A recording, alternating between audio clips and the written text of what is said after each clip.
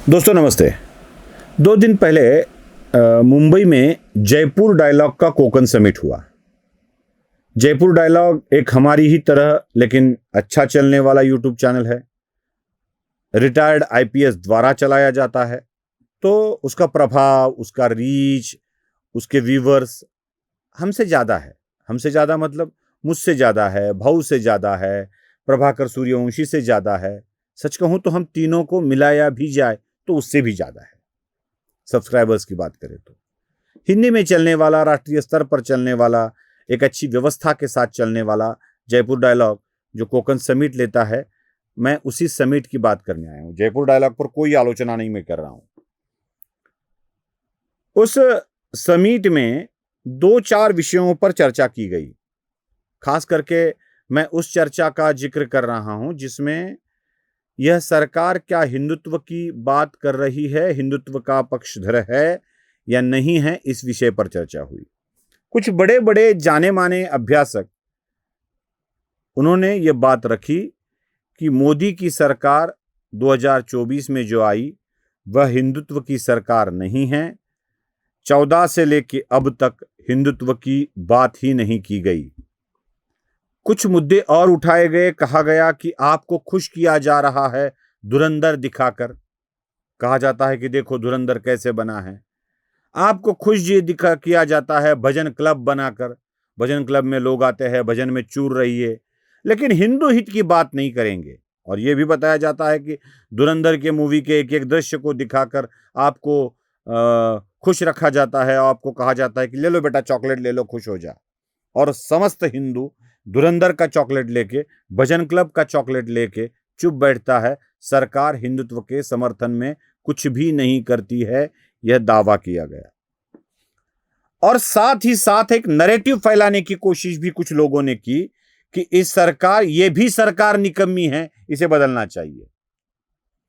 अब क्या सरकार इसको भी बदलना है तो जो वक्तागण बात कर रहे थे उनको सत्ता में बिठा देना चाहिए? क्या वो कर पाएंगे? क्या वो कर सकेंगे?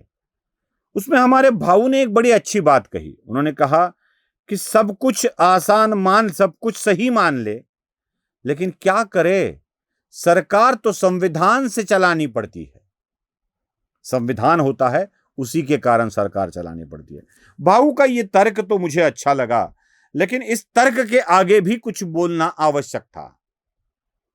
सिर्फ संविधान पर सरकार चलती है तो संविधान भी बदल डालो, इसका अर्थ यह नहीं होता है।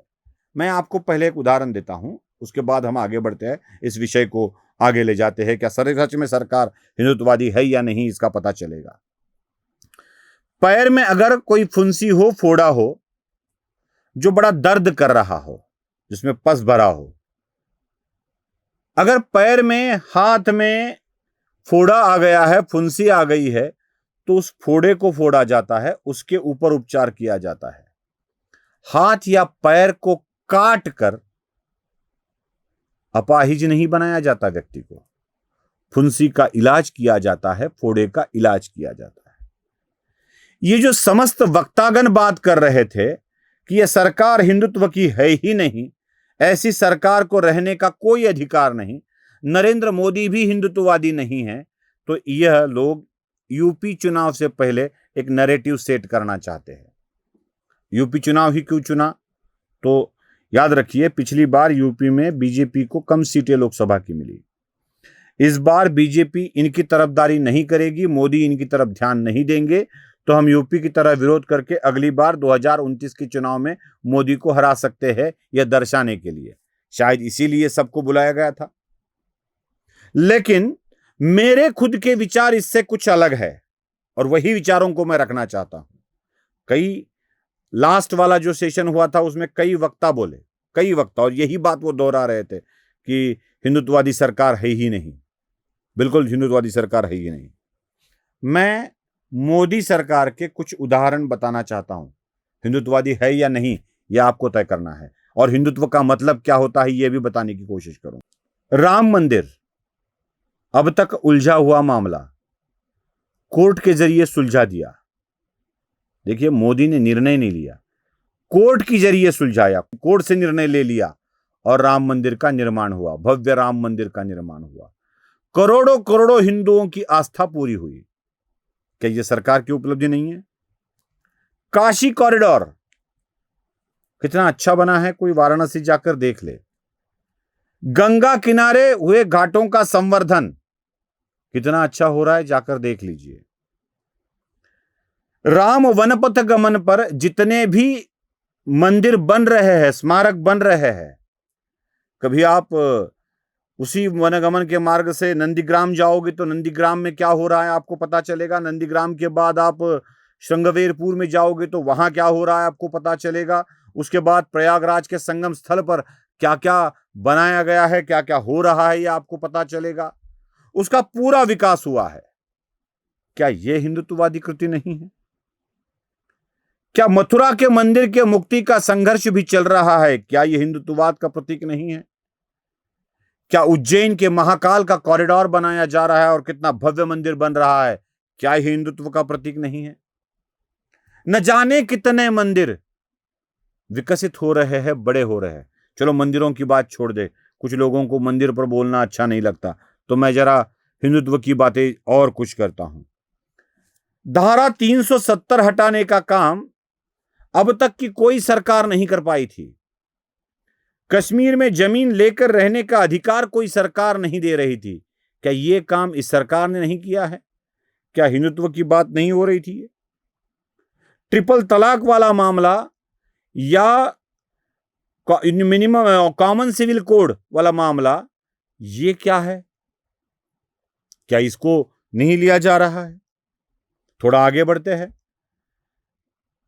राजनीतिक दलों को अपनी वोट बैंक दिखाकर चुनाव जीतने का मौका मिलता था। एसआईआर क्या है?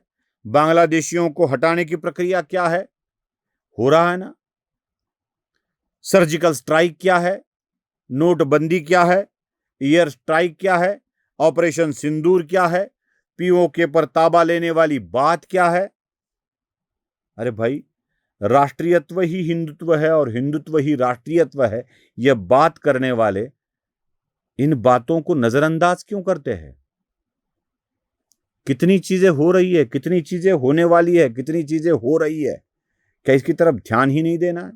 और एक बड़ी महत्वपूर्ण बात रखना चाहता हूं, शायद कुछ लोग मुझ पर गुस्सा होंगे। जब चुनाव का वक्त था लोकसभा का, तब सारे ज्ञानी, पंडित, वक्ता, सब लोग जोरों शोरों से हिंदुत्व की बात कर रहे थे। कह रहे थे कि हिंदुओं को जाति जाति में मत बांटो, एक है तो सेफ है, बटोगे तो कटोगे, ये नारे लगाए गए थे। ओबीसी, एससी, एसटी, अन्य पिछड़ा जाति, जनजाति, इनमें बटा हिंदू कहकर एक हो, इसकी बात की जा रही थी। लेकिन आज क्या हो रहा है? यूजीसी का मामला उठा लो, हिंदुओं के खिलाफ, ब्राह्मणों के खिलाफ या खुले प्रवर्ग के खिलाफ किसी को भड़काओ, ठाकुर, ब्राह्मण, बनिया, मराठा, इनके खिलाफ, पटेल, इनके खिलाफ भड़काने की बात हो रही है, इनको भड़काने की बात हो रही है। यूपी में तो ब्राह्मण बड़े जोर शोर से दलितों के खिलाफ कुछ नेता बोलते दिखाई दे रहे हैं। क्या ये बात हिंदुत्व से पृथक हो गई है? पहले बात हिंदुत्व की करो और हिंदुत्व की बात छोड़कर फिर जाति जाति की बात करो, ये कहां का न्याय है? ये आपको फिर से विभाजित करने की प्रक्रिया चल रही है और इसी प्रक्रिया को समझना पड़ेगा। जयपुर डायलॉग के उस सेशन में मुझे इसी बात का अंदाजा आ रहा था और उसी बात को आपके सामने लेकर आ रहा हूं। और एक विषय बड़ा महत्वपूर्ण है, अन्य किसी वीडियो में मैं जरूर इसको बताऊंगा। लेफ्ट एजेंडा जो चलता है, वो लेफ्ट एजेंडे को ही उठाकर, उसी को उठाकर फिर से एक बार जातिगत राजनीति फैलाकर बीजेपी को परास्त करने के विचारों का बीजारोपण किया जा रहा है और वो हिंदुत्ववादियों द्वारा ही इसको समझ लेना आवश्यक है। वो किसी और दिन सुनेंगे। नमस्ते। स्वधर्म जागृतीचा विधायक बुरुज, NLighter News।